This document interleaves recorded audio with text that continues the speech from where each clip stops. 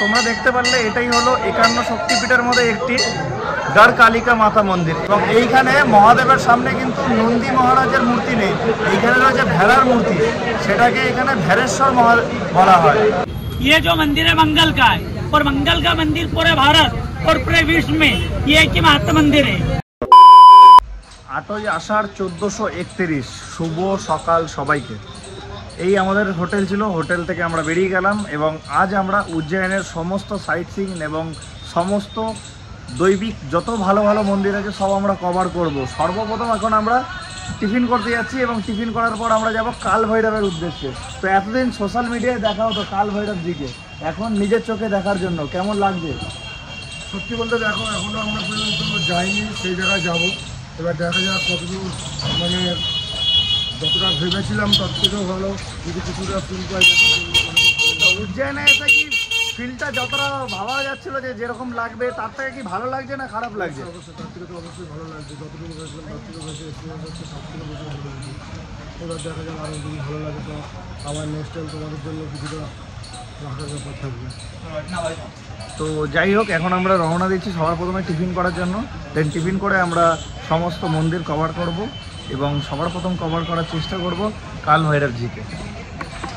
তো উজ্জয়নের main auto stand এবং রিক্সা stand, ওখান থেকে আমরা এখন গাড়ি বুক করে নিলাম। আমরা এখন যাব উজ্জয়নের 5টা দর্শনীয় মন্দির ভিজিট করতে। তবে আপনারা যারাই আসছেন উজ্জয়ন সবাইকে বলবো একটু বার্গেটিং করে নেবেন। 600 টাকা পার অটোর ভাড়া নেয় বা পার টোটোর ভাড়া নেয়, আমরা বার্গেটিং করে 400 টাকা করে নিচ্ছি। তো এখন যাচ্ছি আমরা সকল মন্দিরের উদ্দেশ্যে। সবার প্রথমে যাব কাল ভৈরব মন্দির। তো সুব্রতদা কেমন লাগছে এবার কাল ভৈরবের কাছে যাচ্ছি? সত্যি বলতে কি বলে যদি এখনও যাচ্ছি, আমরা এই টোটো কন্ট্যাক্ট করলাম, যাবো আমরা। এবার দেখা যাক, আমার তো খুবই ভালো লাগছে আর আমার খুব আনন্দিত হচ্ছে যে যাবো। আমি কেন দেখিনি এখনো পর্যন্ত। এবার দেখা যাক বন্ধু বান্ধব কতটা এনজয়মেন্ট করতে পারে। ভগবানের স্থান এনজয়টা বড় কথা না, মনে হয় ভক্তি শ্রদ্ধা করা যায়। একদম ভক্তি এবং শ্রদ্ধার হৃদয় নিয়েই আমরা এখন যাচ্ছি 5টা দর্শনীয় স্থান সর্বপ্রথম এবং সবথেকে সুন্দর কাল ভৈরবজির কাছে সর্বপ্রথম যাচ্ছি। মহাকালেশ্বর মন্দিরের নিকট টোটো কিংবা অটো স্ট্যান্ড থেকে আমরা টোটো ভাড়া করে নিলাম এবং টোটো করে আমরা রওনা দিলাম। সর্বপ্রথম আমরা এখন যাব 51 সতীপীঠের মধ্যে একটি সতীপীঠ, সেটি হচ্ছে গড় কালিকা মন্দির। উজ্জয়িনীতে 2টি শক্তিপীঠ রয়েছে মাতা সতীর, একটি হচ্ছে গড় কালিকা মাতা এবং একটি হচ্ছে হরসিদ্ধি মাতা। এবং আমরা সর্বপ্রথম যাব হচ্ছে গড় কালিকা মাতা মন্দিরে এবং তোমরা পুরো ভিডিওটা স্কিপ না করে দেখতে থাকো। তোমাদের সকলকে আমরা গড় কালিকা মাতার সেই অপরূপ দৃশ্য তোমাদেরকে দেখাচ্ছি।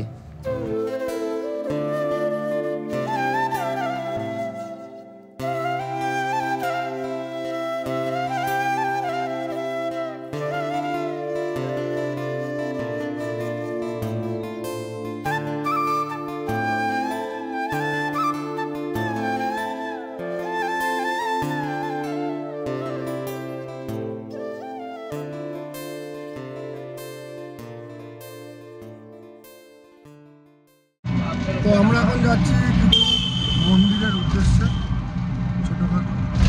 এখানে আমরা টোটোতে রয়েছি, সবাই রয়েছে। যেটা বলছিলাম, মন্দির ছোটো বলে কোনো কিছু নেই, ভক্তিটা হলো সব থেকে বড় আমাদের মধ্যে। যে আমাদের হিন্দু ধর্মের ছোট ঠাকুর হলেও সে আমাদের কাছে মহান আমরা মনে করি। তা আমরা যখন আমরা এখানে বাবার দর্শনে এসেছি, কিন্তু বাবার আশেপাশে যে ছোটোখাটো যত সংস্পর্শে যত দেব দেবতা আছে তাদের কাছে সবার কাছে যাবো আমরা। আর আমরা রওনা দিয়েও ফেলেছি, কাছাকাছি চলে এসেছি। আমরা প্রথম দর্শন আমরা করব আর এবং তোমাদেরকে সাথে সাথে জানাবো যে কোন মন্দিরে যাচ্ছি, কোন জায়গায় কোন ঠাকুর আছে, কোন দেবতা আছে, সব দেখাবো তোমাদেরকে। যাই হোক, তোমরা বললে বিষয়টা যে আমরা এসে গেছি, এখন যাচ্ছি সঙ্গে।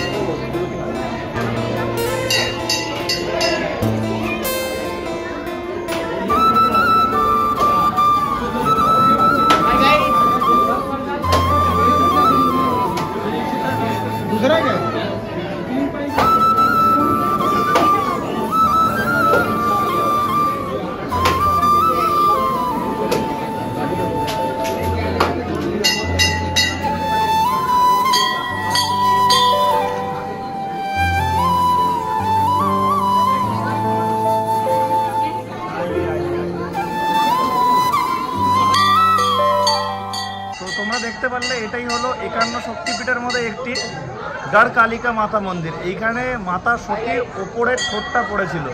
আর এই মন্দিরের কথা পুরাণ মতেও পাওয়া যায়, মহাভারতে এই মন্দিরের কথা রয়েছে এবং এই মন্দিরটি মহাভারতকালের মন্দির এবং পরবর্তীকালে রাজা হর্ষবর্ধন এই মন্দিরটাকে পুনরায় স্থাপিত করেছিল 6ষ্ঠ শতকের দিকে।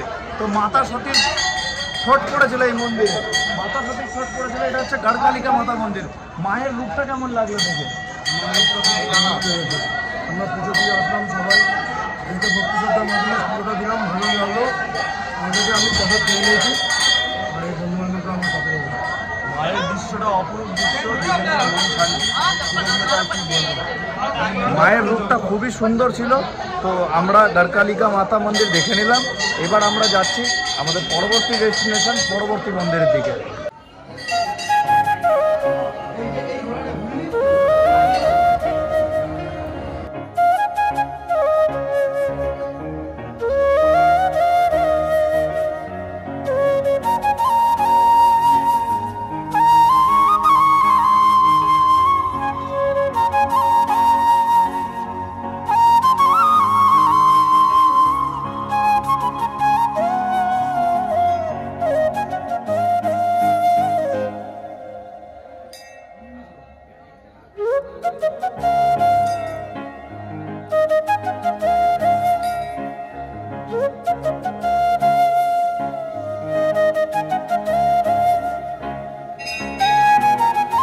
জয় জগন্নাথ, জয় জগন্নাথ।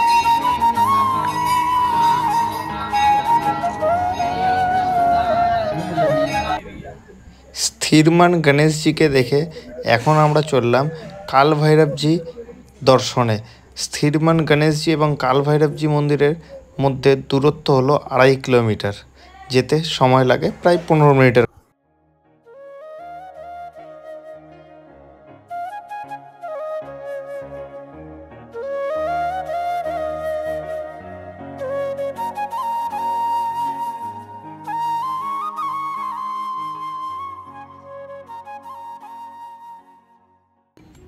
বর্তমানে এখন আমরা প্রবেশ করছি কাল ভৈরব মন্দিরে। উজ্জয়িনীর রাজা যদি বলা হয় মহাকালকে, তবে তার সেনাপতি হলেন কাল ভৈরবজি। কাল ভৈরবজির মন্দিরে এখন আমরা প্রবেশ করছি এবং কাল ভৈরবজির মন্দিরে একটা নিয়ম আছে। এইখানে কাল ভৈরবজিকে নানান রকম ফুল, ফল বা অন্যান্য সামগ্রীর সাথে সাথে মদিরা দেওয়া হয়। উজ্জয়িনীর সেনাপতি কাল ভৈরবজির খুব সুন্দরভাবে দর্শন করলাম, কিন্তু দুঃখিত সেইখানে ভিডিও করা পুরোপুরি নিষেধাজ্ঞা, সেই কারণে তোমাদেরকে সেই ভিডিওটি দেখাতে পারলাম না। কিন্তু আমরা খুব সুন্দর করে দর্শন করলাম এবং এখন আমরা বেরিয়ে পড়লাম কাল ভৈরব মন্দির দর্শন করে আমাদের পরবর্তী ডেস্টিনেশন মঙ্গলনাথ মন্দিরের দিকে, যেটি কিনা ভারতবর্ষের একমাত্র মন্দির যেইখানে সকলের মঙ্গল দোষ কাটানো হয়। सभी को जय श्री महाकाल। जय श्री महाकाल। देखो अपन जिस मंदिर में जा रहे हैं, ये जो मंदिर है मंगल का है और मंगल का मंदिर पूरे भारत और पूरे विश्व में ये एक ही महत्व मंदिर है। ये जो शिव जी का जो मस्तक का पसीना है, वो पसीना गिरा था जगह भूमि पर, वो भूमि माता के यहाँ पर 2 भाग हुए थे, तब जाके मंगल भगवान यहाँ पे उत्पन्न हुए थे और यहाँ पर विराजमान हुए थे। अभी आप लोग अंदर जाओगे दर्शन के लिए तो इनकी माता जी देखते हो, जो कौन है? माता प्राचीन भुवनेश्वरी, जिनको पृथ्वी माता बोलते हैं, जिनकी पूरी एक परिक्रमा लगा के आ जाओ या पृथ्वी की एक परिक्रमा लगा लो, वो समान नहीं माना जाएगा, एक माना जाएगा। आप लोग शिव के जितने भी मंदिर जाओगे दर्शन के लिए तो शिव की सवारी नंदी देखते हो, लेकिन यहाँ पे आपको नंदी की जगह भेड़ सवारी देखने को मिलेगा। भेड़ यानी मेंढा, जो राजस्थान में पाया जाता है, जिससे प्राप्त होता है। और ये सवारी के कारण महामंगल में और बच्चे की राशि कैसे होती है। इस मंदिर के ऊपर से कर निकले ट्राफिक ऑफ कैंसर, यहाँ से जाती है महाकाल और महाकाल से जाती है सोमनाथ। अभी जिस स्थल में आप खड़े हो ये पूरे भारत का मध्य स्थल है। जैसे इंसान की नाभि होती है, ये मंदिर जो है पृथ्वी की नाभि पर टिका हुआ है। उज्जैन में केवल दर्शन के लिए आए हो, अगर घर से चावल का बोरा भी ले आओगे अगली बार, या हर मंदिर पे एक मुट्ठी चावल का दान चढ़ाओगे तो अपने घर के चावल खत्म हो जाएंगे, लेकिन यहाँ उज्जैन मंदिर खत्म नहीं होंगे। इतने सारे मंदिर दर्शन के लिए, इसलिए जो महत्व है वो 2 मंदिर का है, एक काल भैरव और एक मंगलनाथ। काल भैरव मेन द्वारपाल है, यहाँ पे देसी दारू पिलाते हैं। दारू पिलाने का कारण क्यों? ब्रह्म हत्या का दोष है। वो जैसे दारू का पिला पीते हैं वैसे द्वारपाल के में द्वार खोलेंगे, आपको रास्ता मिलेगा, तब जाके महाकाल के दर्शन लगेंगे। क्योंकि महाकाल जो है वो पूरे उज्जैन नगर के राजा है। वो राजा से मिलने के लिए सेनापति द्वारपाल को पहले ढूंढते हैं। अगर आप किसी के घर भी जाओ, खिड़की से जाओगे, द्वार से जाओगे, उसी बार दर्शन का पहला द्वार काल भैरव को माना जाए। देसी दारू इसलिए कि 1000-1500 केवल पेट का बोला होता है, और 90% यात्री अपनी पेट की पूजा के लिए जाता है। चाहे बाबा दारू पिए ना पिए, मैं जरूर पीऊंगा। क्यों? क्योंकि मेरी फेवरेट है। खाने की इच्छा हो देसी चढ़ाना, वही मेन प्याला है। मंगलनाथ यहाँ पे सेनापति माने गए। ये 9 घरों के सेनापति है और 21 विभाग के अधिपति है। इनके दान चढ़ाने से अपनी दर्शन यात्रा जो अभी की वो मंगल होती है।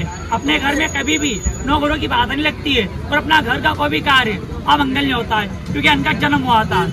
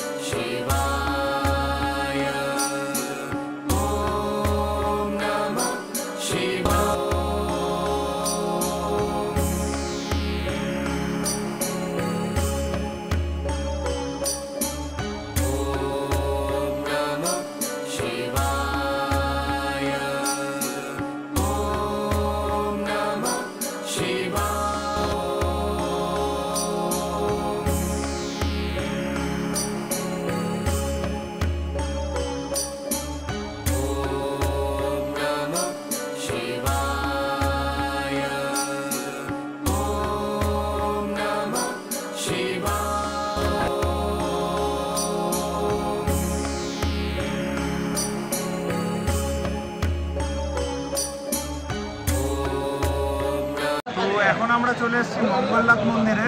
এইখানে মঙ্গল দোষ ও কাল সর্পযোগ কাটানো হয় এখানে। তো আমরা লাইনে দাঁড়িয়ে গেছি, প্রচুর বড় লাইন। এবং এইখানে মহাদেবের সামনে কিন্তু নন্দী মহারাজের মূর্তি নেই, এইখানে রয়েছে ভেড়ার মূর্তি, সেটাকে এখানে ভেড়েশ্বর বলা হয়।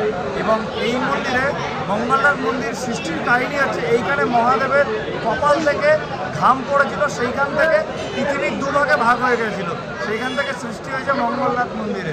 এখন আমরা লাইনে দাঁড়িয়ে রয়েছি, সবাই সকলের পরিবারের মঙ্গল দোষ কাটানোর জন্য পুজো দেবো। তো তোমাদের আগের ভিডিওতে দেখিয়ে দেওয়া হয়েছে পুরো ডিটেলসে, বলে দিয়েছিল যে কী কারণে বসে দিয়েছিল, কী কারণে, আমরা সেটা সংক্ষেপে একটু জানিয়ে দিলাম।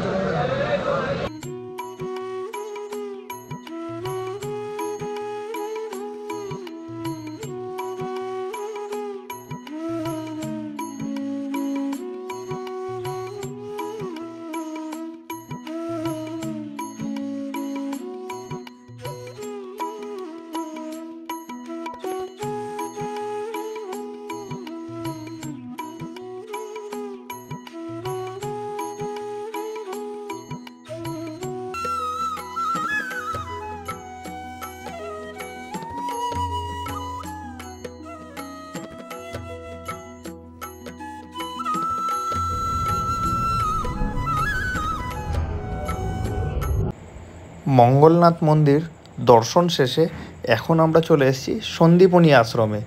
এই মহর্ষি সন্দীপনীর কাছেই শ্রীকৃষ্ণ, বলরাম এবং সুদামা শিক্ষা গ্রহণ করেছিলেন। এই সন্দীপনী আশ্রমের কথা মহাভারতেও পাওয়া যায়, এছাড়া বাল্মীকি পুরাণেও এই সন্দীপনী আশ্রমের কথা উল্লেখ রয়েছে।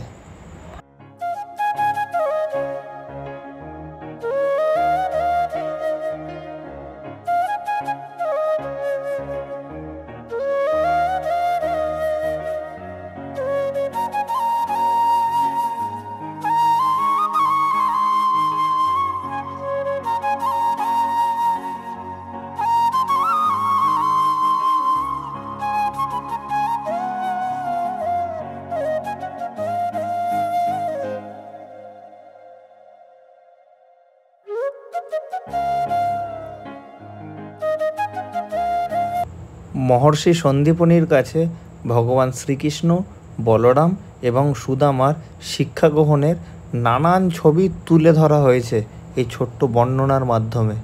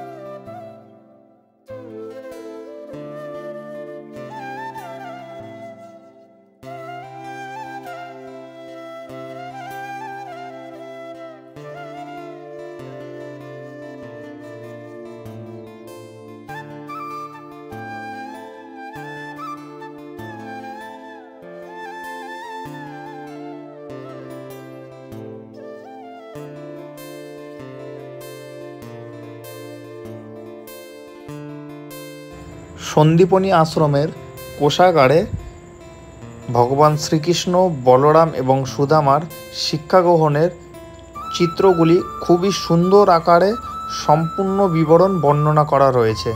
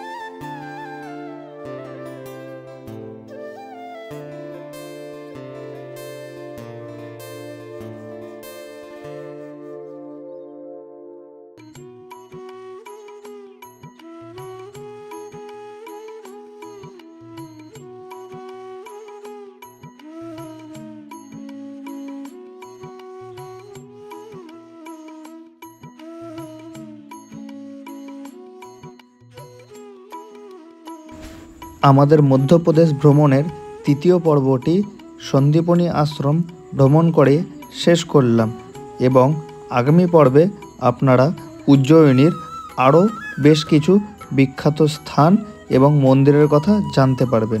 এই ভিডিওটি আপনাদের কেমন লাগলো সেটি কমেন্টের মাধ্যমে আপনাদের মতামত জানিয়েন। আমাদের চ্যানেলে নতুন হয়ে থাকলে সাবস্ক্রাইব করে দিন, বন্ধুদের সাথে শেয়ার করে দিন। সকলে ভালো থাকুন, সুস্থ থাকুন।